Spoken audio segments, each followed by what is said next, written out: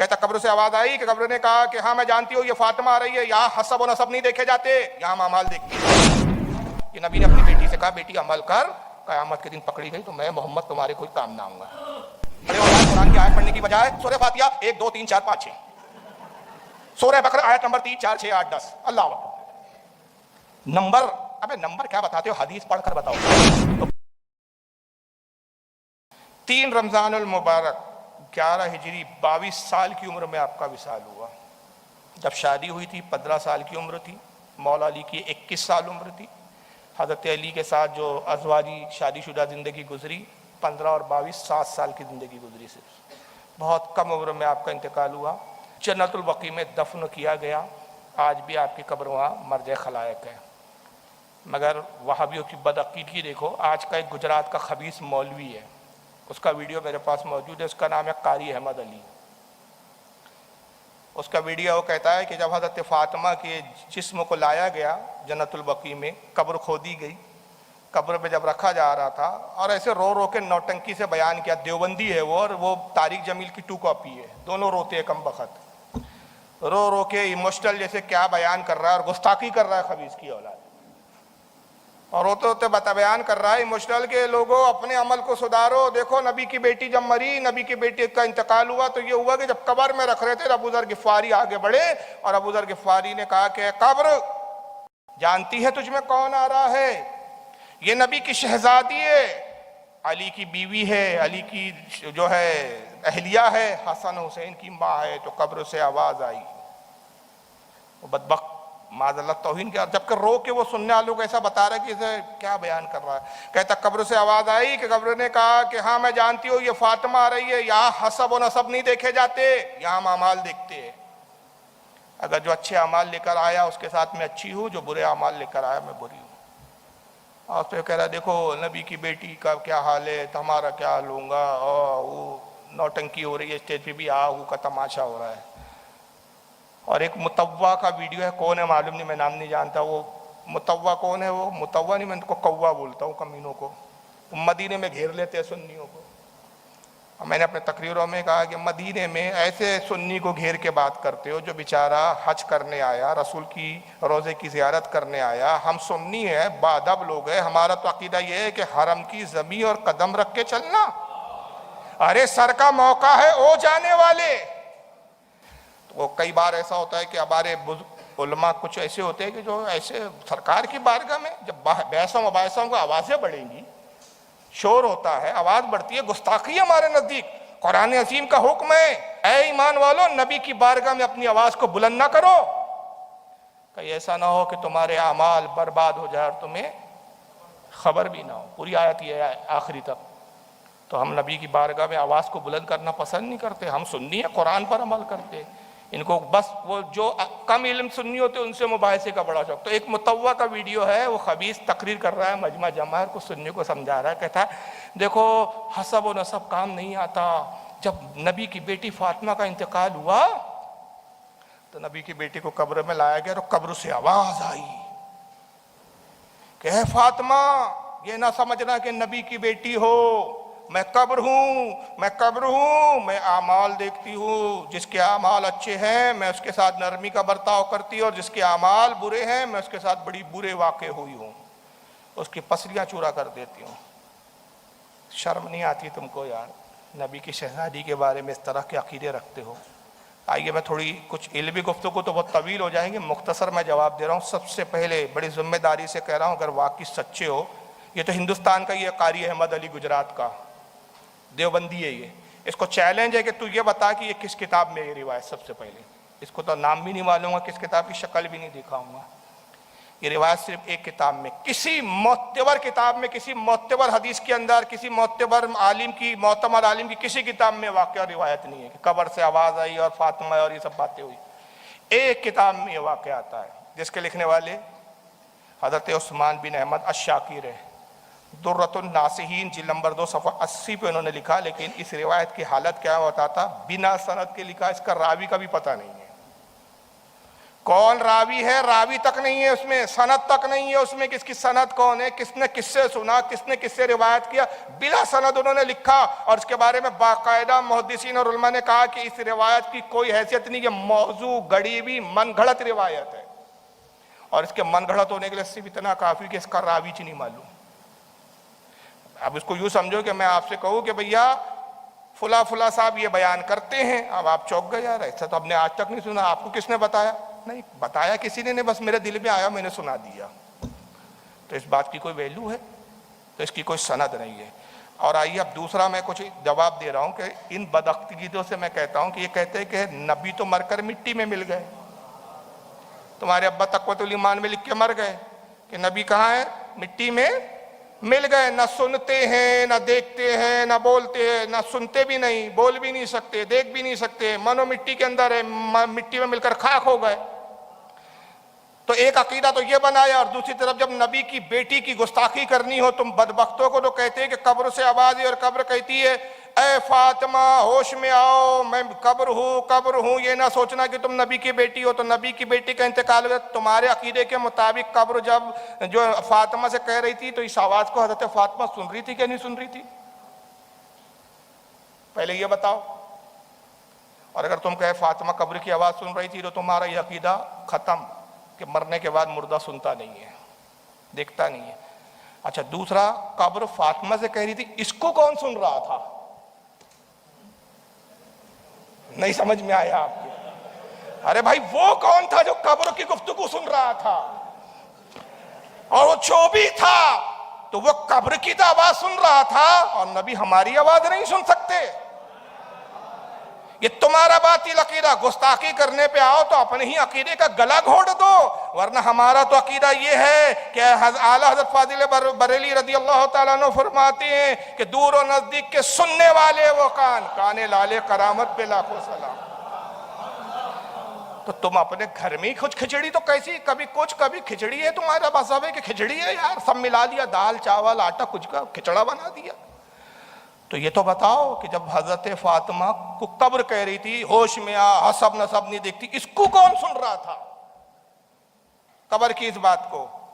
اور ایک مزیدار بات اب سن لو، تیسرا جواب، جس کو بولتے ہیں 100 سونار کی ایک لوہار کی۔ قبر کہہ رہی اے فاطمہ، مطلب قبر پہچانتی ہے فاطمہ آنے والی، قبر یہ بھی پہچانتی ہے کہ جو آ رہی ہے وہ کون ہے؟ فاطمہ ہے۔ اے فاطمہ یہ نہ سوچنا نبی کی بیٹی ہے، یہ بھی معلوم کہ نبی کی بیٹی ہے، تو جب قبر یہ جانتی ہے کہ آنے والی فاطمہ ہے، نبی کی بیٹی ہے، تو قبر یہ بھی تو جانتی ہوں گی نا کہ جنتی عورتوں کی سردار ہے۔ یہ کون سا ڈھکوسلا عقیدہ ہے یار؟ آدھا لے لو آدھا کھا جاؤ۔ اصل میں ساری ہیرا پھیری اس لیے ہے کہ ان کے ابا جان تقویۃ الایمان میں لکھ کر مر گئے کہ نبی نے اپنی بیٹی سے کہا بیٹی عمل کر، قیامت میں بھی تیرے کام نہیں آؤں گا۔ کئی وہابڑوں سے میری بحث ہوئی، یہی حدیث لاتے ہیں، کہاں ہے حدیث؟ بخاری شریف میں۔ بڑے جلدی حدیث نمبر ایسے یاد ہیں ان خبیثوں کو، حدیث نمبر 2000، حدیث نمبر۔ آنے والے دنوں میں ایسا نہ ہو کہ کھڑے ہو جائے قرآن کی آیت پڑھنے کی بجائے سورہ فاتحہ 1 2 3 4 5 6، سورہ بقرہ آیت نمبر 3 4 6 8 10، اللہ نمبر۔ ابے نمبر کیا بتاتے ہو، حدیث پڑھ کر بتاؤ پوری، تو پول کھلے، بیوقوف بنا رہے قوم کو، حدیث نمبر۔ ابے حدیث نمبر ہوتا ہے، امام بخاری نے حدیث کے نمبر لکھے، ذرا ثابت تو کر دو کہ ابھی یہ تو علماء نے بعد میں لکھے کہ حوالہ ڈھونڈنے میں آسانی ہو۔ امام بخاری نے کبھی حدیث نمبر نہیں لکھے، امام مسلم نے نہیں لکھے، اور تم نے لکھے، تو پتا چلا یہ بدعت تمہارے سر ہے، اب بدعتی ہم کو بولتے ہو۔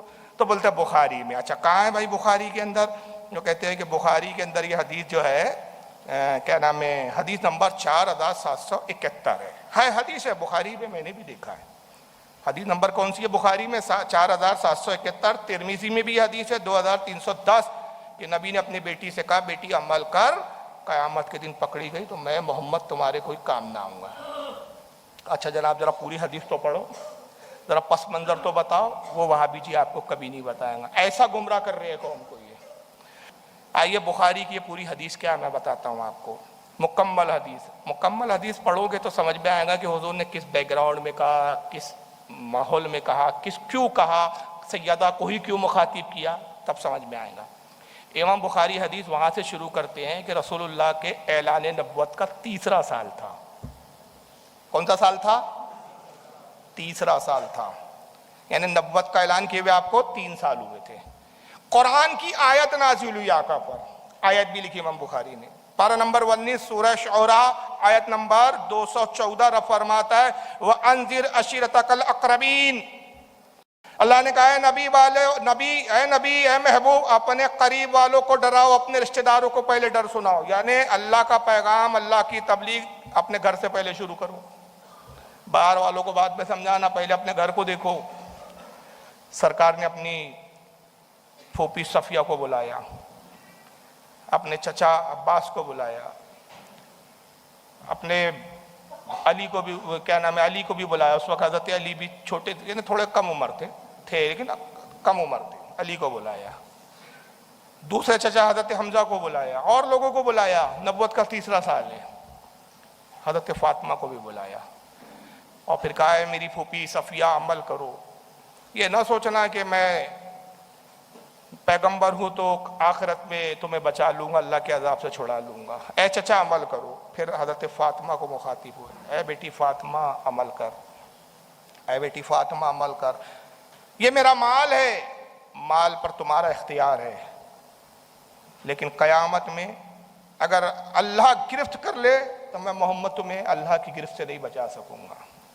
اتنی حدیث وہابی جی نے لے لی، شرح نہیں دیکھی، تشریح نہیں دیکھی، کہ امام بخاری خود بیان کرتے آ رہے ہیں، محدثین شرح لکھتے آ رہے ہیں کہ تیسرے سال اعلان نبوت کے تیسرا سال تھا، تب آقا نے کہا تو یہ تو بتاؤ حضرت فاطمہ کی اس وقت عمر کتنی تھی؟ میں ابتدا میں بتا چکا ہوں، اگر جو لوگ غور سے بیان سن رہے ہوں گے تو اس چیز کو یاد رکھے ہوں گے۔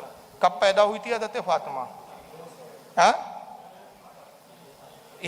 اعلان نبوت کے پہلے سال، تو ابتدا میں اگر پیدا ہوئی تو زیادہ سے زیادہ 2.5 سال، یا بہت ہو گیا 3 سال، 2 سال ہونی چاہیے، لیکن میں چلو کہتا ہوں 2 سال نہیں، 2.5 سال 3 سال۔ مجھے بتاؤ 3 سال کی بچی کیا جانتی ہے عمل کے بارے میں؟ 3 سال کی بچی کیا مکلف ہوتی ہے؟ شریعت کے احکام اس پہ نافذ ہوتے ہیں؟ کیا شریعت کی خلاف ورزی پہ اس کو کوئی سزا ہے معاذ اللہ؟ اور وہ بھی نبی کی شہزادی۔ تو یہ 3 سال یا 2 سال کی بچی سے حضور کیوں مخاطب ہو رہے ہیں؟ اس کو اگر سمجھنا ہے تو ایک مثال سمجھاتا ہوں میں۔ اب یہ ہمارے یاسین بھائی ہے، سپاری چپاتے رہتے، جب دیکھیے سپاری، میں کئی بار ٹوکتا ہوں یاسین بھائی کا، خیر میرے دوستانہ تعلق ہے تو میں ڈائریکٹ بولتا ہوں۔ اب علی بھائی بھی بہت سپاری کھاتے ہیں، اب یہ بڑے ہیں بھائی، اب ان کی عزت اور احترام کا معاملہ ہمارا کچھ الگ ہے، یاسین بھائی سے تھوڑا فری معاملہ، ان سے نہیں ہے۔ اب علی بھائی کیا ہے، سگریٹ بھی پیتے ہیں، خیر پیتے نہیں، میں مثال دے رہا ہوں، علی بھائی سگریٹ بھی پی رہے ہیں، پھر وہ صاحب کوکا کولا بھی خوب گٹا گٹ ڈکار لیتے ہیں۔ اب میں سمجھانا چاہتا ہوں کہ بھائی علی بھائی آپ کی عمر دیکھو، اس عمر میں سگریٹ پینا اچھی بات نہیں ہے، اس عمر میں پان اور یہ سپاری کھانا اچھی بات نہیں ہے، لیکن ان کا احترام، ان کی عزت، ان کی عمر کا اتنا لحاظ ہے کہ ڈائریکٹ بولنا بے ادبی ہو سکتا ہے، ان کو برا لگ سکتا ہے۔ تو میں ایک دن حکمتاً کیا کرتا ہوں کہ بھائی پیغام علی بھائی تک چلے جائے، بات علی بھائی تک پہنچ جائے، لیکن علی بھائی کو برا نہ لگے، تو میں علی بھائی کی موجودگی میں ان کے بھتیجے جناب فیضان کو ڈانٹتا ہوں، جو میرے سے عمر میں بہت چھوٹا ہے۔ ابے توبے سے میں بات کرتا ہوں، کہتے ہیں اے فیضان سپاری کھاتا ہے، شرم نہیں آتی؟ سپاری کھانے سے نقصان ہے، سگریٹ پینے سے نقصان ہے، سگریٹ پیتا ہے، حالانکہ بیچارہ وہ پیتا بھی نہیں ہے، نہ سگریٹ پیتا ہے نہ پان کھاتا ہے، میں اسی کو ڈانٹ رہا ہوں، سگریٹ پیتے ہو؟ پتہ نہیں، سگریٹ پینے سے دمہ ہوتا ہے، سگریٹ پینے سے کھانسی ہوتی ہے، سگریٹ پینے سے کینسر ہوتا ہے، سمجھتے نہیں ہوتا؟ علی بھائی سمجھ گئے، ارے یہ تو پیتا ہی نہیں، بول اسکول نہیں رہے، مجھے بول رہے ہیں۔ مخاطب یہ ہے، اشارہ میری طرف ہے، آقا کی حکمت عملی تھی، نیا نیا اسلام آیا ہے، چچا ہے عمر میں زیادہ ہے، پھوپھی ہے عمر میں زیادہ ہے، ماموں ہے عمر میں زیادہ ہے، رشتہ دار ظاہراً عمر میں زیادہ ہے، آج تک انہوں نے ہی پالا، انہوں نے ہی پرورش کی، اور ان کو میں کہوں عمل کرو، یہ کرو، برا نہ مان جائے محمد اب ہمیں سکھانے چلے۔ تو حضور نے حکمت کیا کی؟ اپنی بیٹی فاطمہ چھوٹی 2 سال کی بچے کو مخاطب کیا، بیٹی عمل کرو، بیٹی عمل کرو۔ بڑے سمجھ گئے اس پہ تو عمل کا مکلف نہیں ہے، یہ ان کو تو عمل کی ضرورت نہیں ہے فاطمہ کو۔ کہا اصل میں فاطمہ کو نہیں جا رہا ہے، ہمیں کہا جا رہا ہے، نصیحت ہمیں کی جا رہی ہے، سمجھایا ہمیں کیا جا رہا ہے، تو وہابی کو یہ حکمت نہیں سمجھ میں آئی، اور ان کی جہالت دیکھو، ان کو اپنا فاسد مذہب بتانا ہے تو یہ حدیث منسوخ ہے، منسوخ سے استدلال کرتی ہے کبھی۔ یہ حدیث کیا ہے؟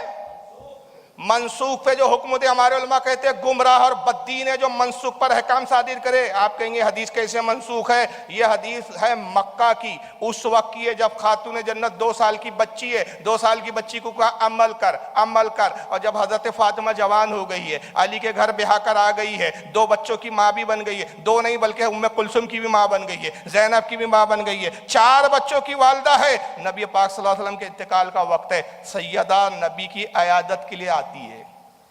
حضرت عائشہ اس حدیث کی راوی ہے، اور یہ بھی بخاری میں، ان منوسوں کو بخاری میں حدیث نہیں ملتی، اور بھی کتابوں میں آگے حوالے دیتا ہوں، لیکن بخاری کے الفاظ یہ کہ سیدہ آئی حضور کے پہلو میں بیٹھ گئی، کہتی ابا جان مجاز کیسے؟ حضور نے کا اشارہ کیا، سیدہ اپنے کان میرے دہن کے قریب، منہ کے قریب لاؤ۔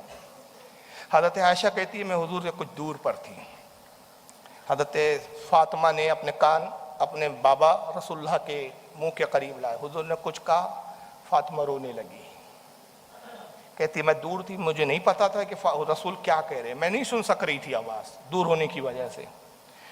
حضور نے کچھ کہا، فاطمہ رونے لگی، حضور نے پھر کچھ کہا، فاطمہ مسکرانے لگی، پھر تیسری بار حضور نے کچھ کہا، فاطمہ بڑی خوش ہو گئی، اور خوشی کے ساتھ وہاں اٹھی اور اجازت لے کر وہاں سے ہٹتی ہے۔ حضرت عائشہ کہتی ہے میں نے فاطمہ کا ہاتھ تھاما، کہا بیٹی حضور نے کیا کہا؟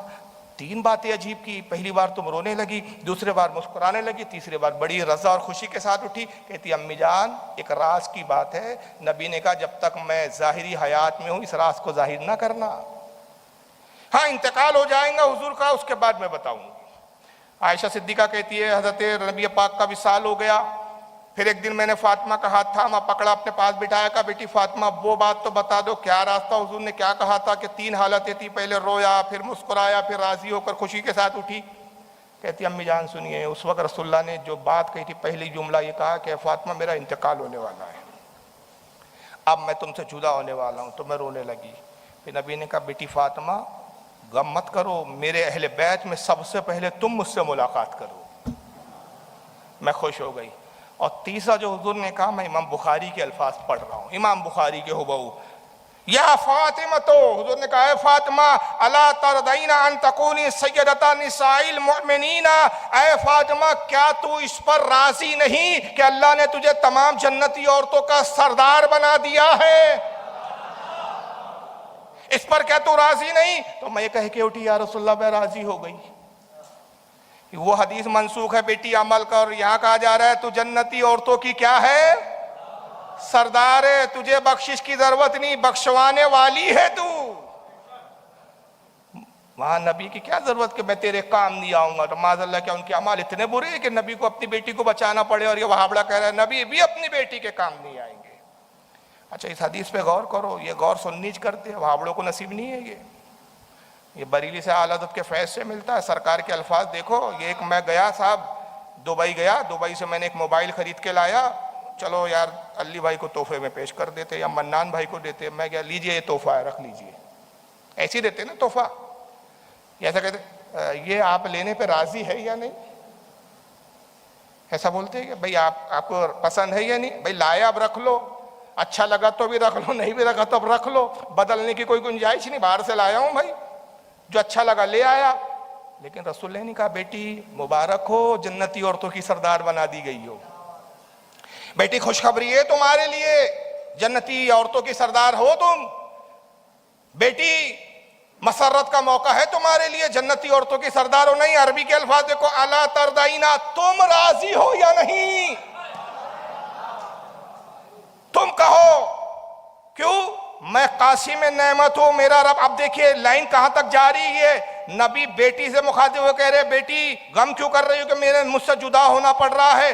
तुम अला तरदाइना, तुम राजी हो या नहीं कि जन्नती औरतों की सरदार हो, इस पर तुम राजी हो या नहीं? कि मेरा रब कह रहा है ए नबी अपने बेटी को खुशखबरी सुना दे, तो मैं तुमसे पूछ रहा हूं, रब के कहने पे पूछ रहा हूं, तुम राजी हो या नहीं? अगर तुम राजी ना हो तो मैं रब से कहूं अल्लाह मेरी बेटी औरतों की सरदार होने पर राजी नहीं, ये मर्दों की भी सरदार इसको बना दे, आखिरीन का सरदार भी इनको बना दे, अव्वलीन का सरदार भी इनको बना दे, सालिहीन का सरदार भी इनको बना दे, औलिया की जमात का भी सरदार इनको बना दे, सबका कल कायनात का सरदार खातून जन्नत को बना दे।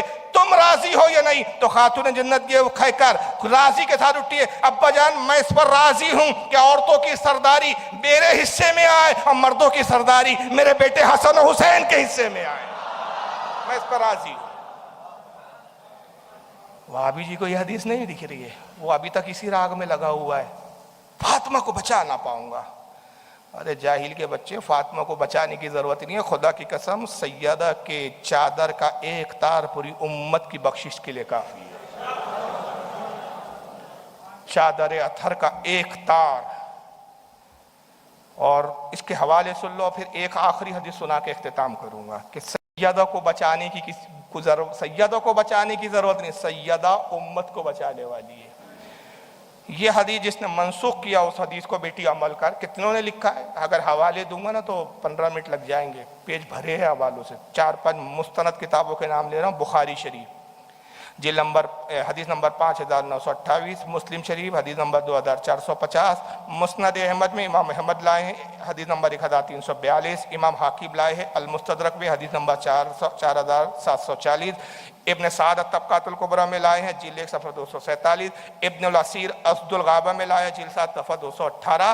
तो ये खातून जन्नत का मकाम है, ये अहले बैत का मकाम है, ये तमाम जन्नती औरतों की सरदार है, शहजादे जन्नती नौजवानों के सरदार है, शोहर वलियों के सरदार है, बाबा अंबियाओं के सरदार है। इस घर में सरदारी है। अल्लाह ताला इस घर से जोड़े। बस